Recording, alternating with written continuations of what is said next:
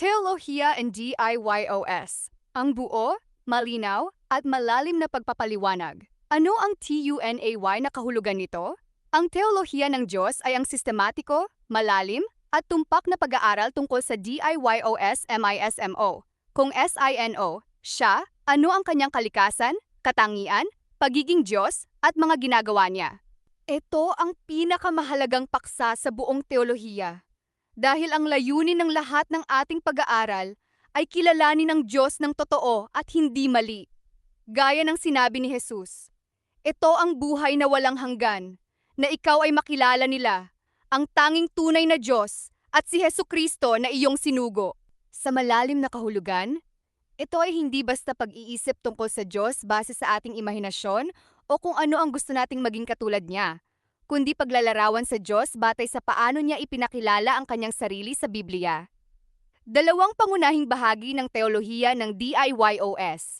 Ang buong aral na ito ay nahahati sa isa, ang kalikasan at mga katangian ng Diyos, kung ano siya sa kanyang sarili. Pangalawa, ang banal na Trinidad, kung paano siya ay iisang Diyos, ngunit may tatlong persona. Pangatlo, ang mga gawain ng Diyos, kung ano ang ginagawa niya. Ituturo ko ang bawat isa ng detalyado at malinaw.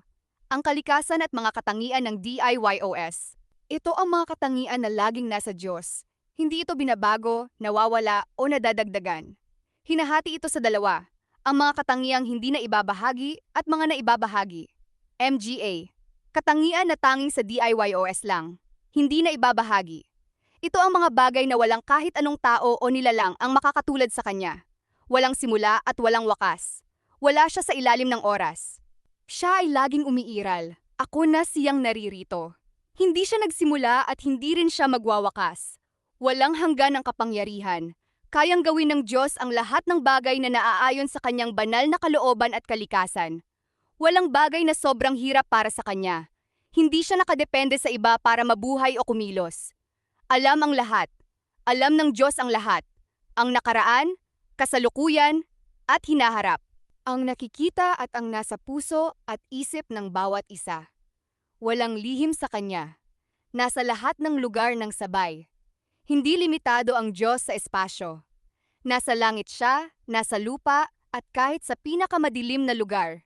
Hindi siya nakakulong sa kahit ano. Hindi nagbabago.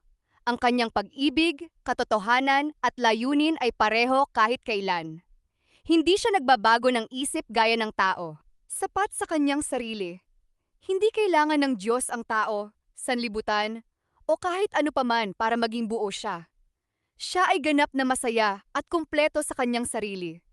Nilikha niya tayo hindi dahil kailangan niya tayo, kundi dahil gusto niya tayong pagpalain.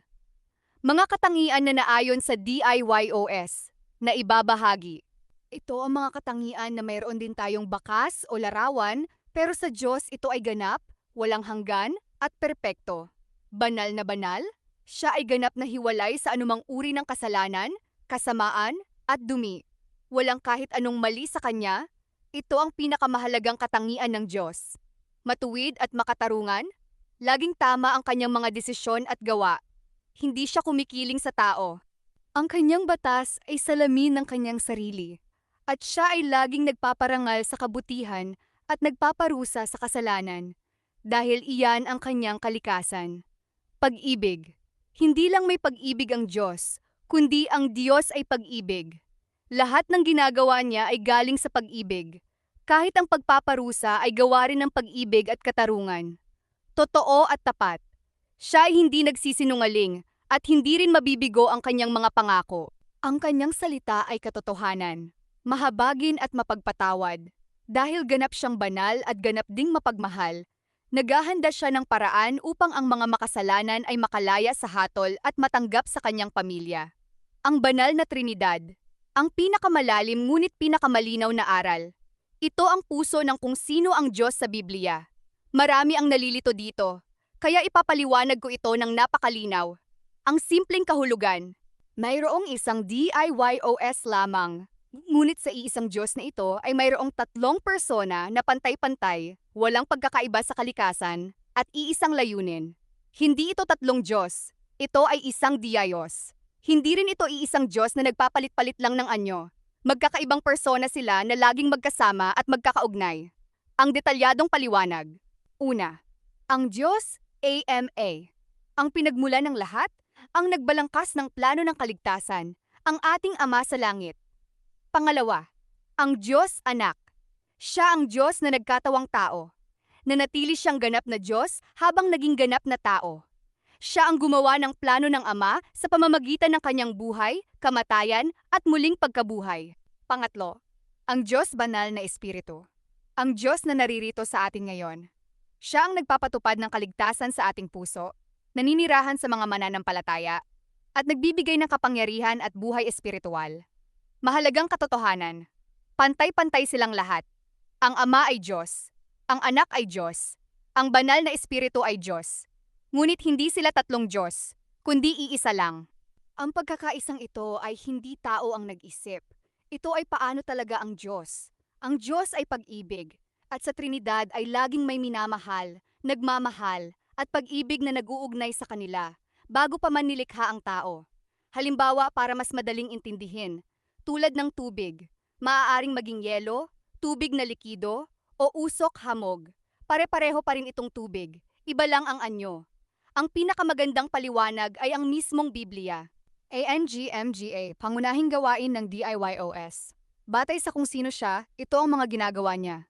Isa, ang paglikha. Sa pamamagitan ng kanyang kapangyarihan, nilikha niya ang lahat mula sa wala. Hindi dahil kailangan niya, kundi upang ibahagi ang kanyang kabutihan at luwalhati. Pangalawa, ang pagpapanatili at pamamahala. Hindi lang niya ginawa ang mundo at umalis. Pinapanatili niya ang pag-iral ng lahat. Hawak niya ang takbo ng kasaysayan at lahat ng bagay ay gumagalaw ayon sa kanyang kalooban. Pangatlo, ang pagliligtas. Ito ang pinakadakilang gawain ng Diyos. Sa pag-ibig niya, naghanda siya ng paraan upang ang mga taong naghimagsik laban sa kanya ay maging mga anak niya, sa pamamagitan ng gawain ng anak at ng Espiritu Santo.